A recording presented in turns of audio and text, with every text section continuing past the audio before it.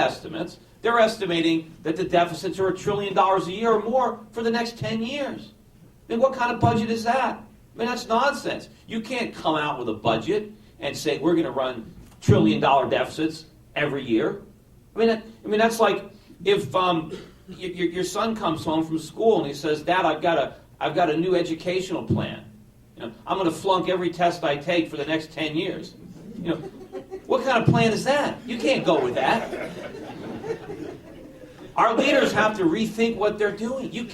We can't run these kind of deficits. Now, of course, the government thinks, well, it's okay, we'll just borrow the money. Like we don't have to pay it back. Like there's no interest associated with it. Well, the problem is, you know, we can only borrow the money if there's someone dumb enough to lend it to us.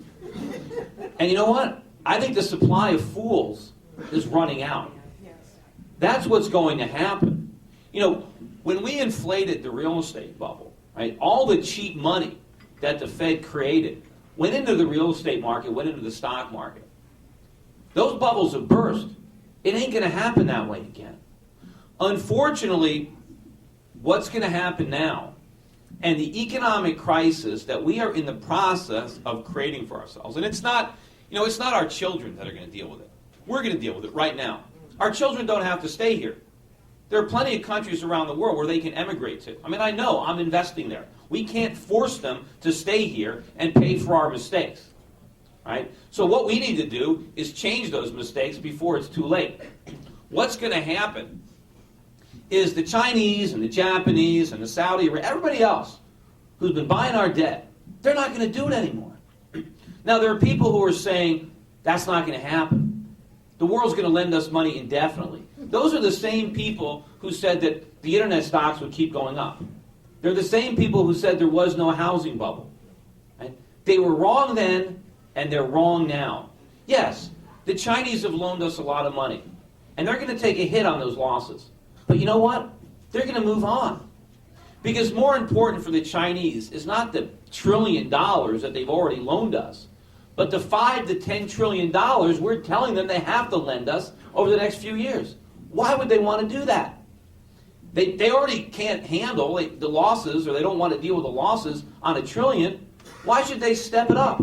Why should they back up the truck and lend us another $5 or $10 trillion? Because we don't have it. You know, the government wants to borrow $2 trillion. Where are they going to get it?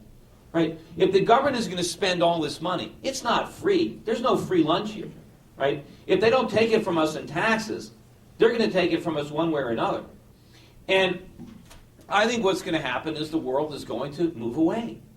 Now, the reason we've been able to run these big deficits in the past is because we've had the world's reserve currency.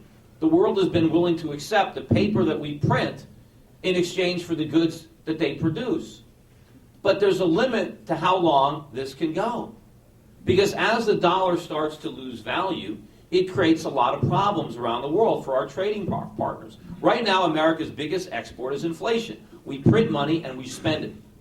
And if you look around the world, that is causing a lot of problems in countries like China, where their money supply is going through the roof because their government has to create a lot of money to buy up all these dollars, and it creates inflation in China. It creates asset bubbles in China. The Chinese know this.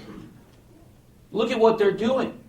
They're already encouraging their own citizens to buy gold. Why would they do that? If they were going to defend the dollar, why would they tell their people to buy gold? The Chinese just launched the first ever RMB denominated debt.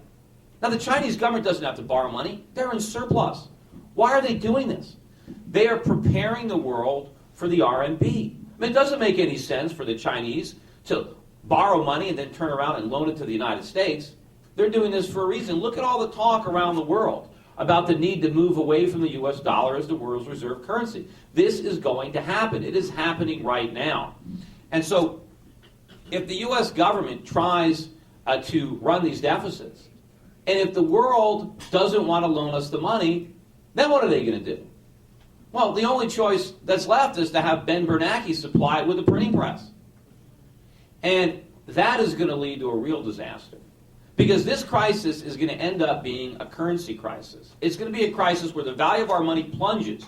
And that could even happen before the next election. There's no way to time it for sure. But the dollar could lose 50%, 60%, 70%, 80% of its value. What is that going to do?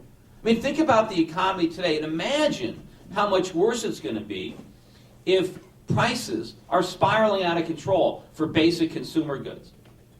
I mean, remember when gasoline was $4 a gallon? What about $10 a gallon? What about 15? And what if it's not just gasoline? Excuse me? 2 minutes? You still had 20 minutes. All right, no, gee, I thought I had a lot of time. Look, now, look, the bottom line on this whole thing is that we're not going to solve these problems unless we understand them. And unless we send somebody to Washington that understands the problems and the solution. Again, this is not the market. We have to let the market function.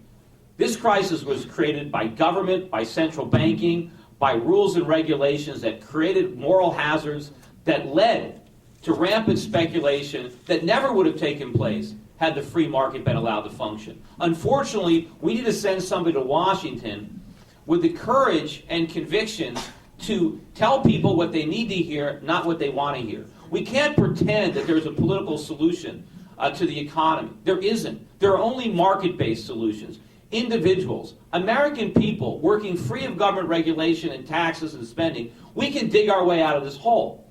But we're in a big hole, and we're not going to get out by digging it deeper.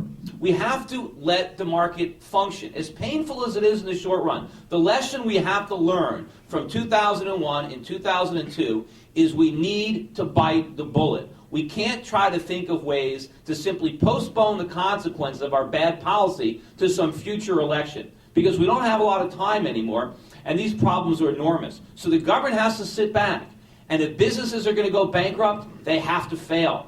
If people loan money and the borrower can't pay it back, they have to lose their money. People are going to have to lose jobs in certain segments of the economy so they can get more productive jobs other places. We can't let people think that there's a government guarantee on everything that they do. Free markets don't work that way. Credit can't be allocated efficiently unless the risks are there. The free market works when there are risks and there are rewards, and they balance each other out. When the government interferes and tries to tell everybody that there's no risk in anything, then it doesn't work. Then you have all the malinvestments. Then you have the booms and busts. We have to deal with these problems before they're insurmountable. See, the problem is the longer we try to postpone this, the worse it becomes. The bigger the economic imbalances grow. The more of our industrial base disintegrates, the deeper into debt we become, and the harder it's going to be to resolve these problems. You know, if we can't face these problems now, how much more difficult is it going to be a year from now, when we're $2 trillion deeper into debt, or 2 or 3 years from now, when we're $5 or $10 trillion deeper into debt? The longer we wait, the worse it's going to be. We can't simply keep interest rates at 0% because we don't like the consequences of letting them rise. Because I'm worried about the consequences of keeping them artificially low. We need to let the market set interest rates at a reasonable level. And if it means that highly leveraged companies go bankrupt, then that's what has to happen. If it means that asset prices like homes have to fall, well, that means they're too high. They have to come down. We can't keep trying to trick the market and fool the market and pretend that we have a viable economy in this country simply because we're spending other people's money.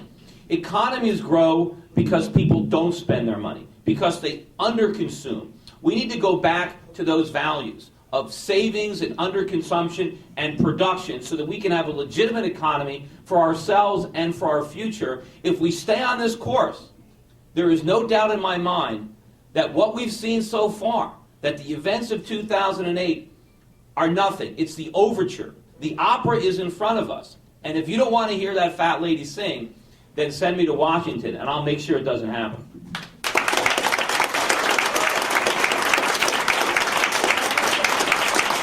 What a presentation.